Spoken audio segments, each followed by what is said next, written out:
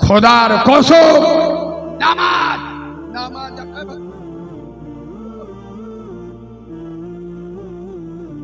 ভাইরা কি শিখে গেল?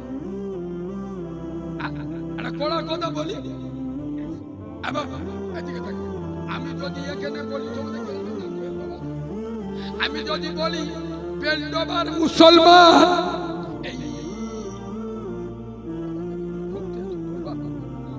আমি যদি বলি বেলডোবার মুসলমান সপাচে সরের গোশ দুটো খাবে, হ্যাঁ এরা আমার মাথায় ছাড়বে। তুমি ছেলে ভর্তি বলে বলে বড় বড় কথা বলছে, হ্যাঁ আমাদের সরের গোশ খাওয়াচ্ছে। এবার কেউ সরের গোশ খাবে কেন? কেন বলবো? পাক্কা চিটিং বাজি, সরের গোশ হারাম বলে খাবেন না? আরে সরের গোশ হারাম বলে খাবেন না তো নামাজ ছেড়ে দেওয়া কি? নামাজ ছেড়ে দেওয়া না কি? আগামী করার জায়গা পাও নাই।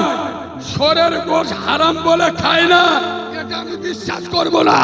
বাপ দাদা 14 পুরুষ খায় না, ছোট একটা জানে সর ওই জন্যই খায় না। ও হারাম বলে না খায় না, না। এরা যদি হারাম বলে না খেত নামাজ ছেড়ে দেওয়াটাও হারাম। বাবু কাছে মুসলমান এবার তবে ঠেলাই না পড়লি বিড়াল, ঠেলাই না।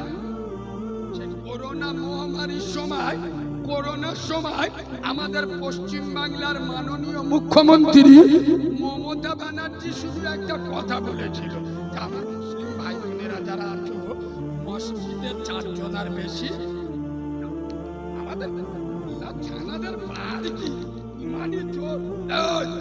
মমতা কাফের, মমতা বেঈমান, মমতা ইসলাম বিদ্বেষী।